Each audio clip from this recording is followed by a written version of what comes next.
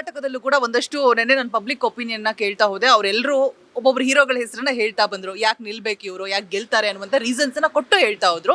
ಇನ್ನು ಕೆಲವರು ಇಲ್ಲ, ತಮಿಳ್ನಾಡಲ್ಲಿರುವಂತಹ ಪರಿಸರನೇ ಬೇರೆ, ಇಲ್ಲಿರುವಂತಹ ಪರಿಸರನೇ ಬೇರೆ, ಅಲ್ಲಿ ಸಾಧ್ಯ ಆಯಿತು ಅಂತ ಇಲ್ಲಿ ಅಸಾಧ್ಯ, ಅದು ಸಿನಿಮಾದವ್ರು ರಾಜಕೀಯಕ್ಕೆ ಬಂದ್ರೆ ನೋ ಚಾನ್ಸ್, ಅಲ್ಲಿರ್ತಕ್ಕಂತಹ ಅಭಿಮಾನಿಗಳೇ ಬೇರೆ, ಇಲ್ಲಿರ್ತಕ್ಕಂತಹ ಅಭಿಮಾನಿಗಳೇ ಬೇರೆ ಅಂತ ಸಾಕಷ್ಟು ಜನ ವ್ಯಕ್ತಪಡಿಸಿದ್ರು. ಸೊ ಇದ್ರ ಬಗ್ಗೆ ನಿಮ್ಮ ಒಪಿನಿಯನ್ ಏನು? ಇನ್ ಕೇಸ್ ನಿಲ್ಲೋದಾದ್ರೆ ಯಾರು ನಿಂತು CM ಆಗ್ಬಹುದು? CM ಆಗ್ತೀವಿ ಅಂತ ಯಾರು ಕನಸು ಕಾಣಬೇಡಿ. ನಾವು ಸೇವೆ ಮಾಡ್ತೀವಿ ಅಂತ ಬನ್ನಿ, ಯಾರು ಬೇಕಾದ್ರೂ ಆಗ್ಬೋದು.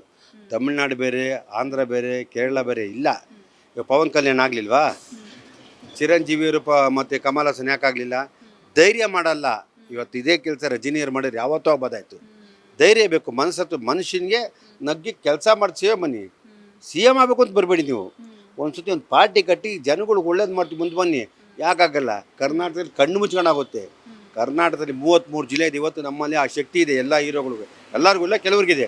ಆದರೆ ನನಗೆ ಗೊತ್ತಿದ್ದಂಗೆ ದರ್ಶನ್ಗಿದೆ, ಸುದೀಪ್ ಅವ್ರಿಗಿದೆ, ನಮ್ಮ ಪ್ರಜಾಕೀಯ ಪಕ್ಷದ ನಾಯಕರು ಉಪೇಂದ್ರ ಅವ್ರಿಗಿದೆ. ಉಪೇಂದ್ರ ಬಂದು ನಾನು ಮೆಸೇಜ್ ಮಾಡಿದೆ, ಗುರುವೇ ದಯವಿಟ್ಟು 22 ವರ್ಷ ಇದೆ, ಇವತ್ತಿಂದ ನೀವು ಮುನ್ನುಗ್ಗಿದ್ರೆ 33 ಜಿಲ್ಲೆಯಲ್ಲಿ ಒಂದೊಂದು ಜಿಲ್ಲೆಯಲ್ಲಿ 2 ಸೀಟ್ ನೀವು ಟ್ರೈ ಮಾಡಿದ್ರೆ 66 ಸೀಟ್ ಆಗುತ್ತೆ, ಕಿಂಗ್ ಮೇಕರ್ ಆಗ್ತೀರಾ.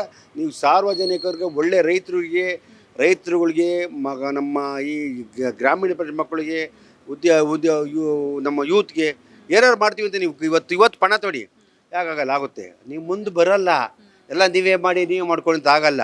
ಮುಂದೆ ಬರಬೇಕು. ಅರ್ಥನೇ ಆಗ್ತಿಲ್ಲ ನಮಗೆ ಪ್ರಜಾಕೀಯ ಅಂತಿದೆ. ಇಲ್ಲ, ಪ್ರಜಾಕೀಯ ಹೇಳಿದ್ದೀವಿ ಮನೆ ಉಪೇಂದ್ರ ಅವ್ರಿಗೂ ಮನಸ್ಸು. ಯಾಕೆಂದರೆ ಎಲ್ಲರಿಗೂ ಭಯ ಇರ್ತದೆ, ನಮ್ಮನ್ನೇನು ಮಾಡ್ಬಿಡ್ತಾರೆ, ಯಾರೇನು ತಪ್ಪು ಮಾಡೋಕ್ಕಾಗಲ್ಲ. ಯಾವ ರಾಜಕೀಯದಲ್ಲಿ ಕಾನೂನು ಅಷ್ಟು ಚೆನ್ನಾಗಿದೆ, ಕಾನೂನು ಅಷ್ಟೇ ಗೌರವ ಇದೆ. ಕಾನೂನನ್ನು ನಿಜವಾಗ್ಲೂ ಗೌರವಿಸ್ಬೇಕು.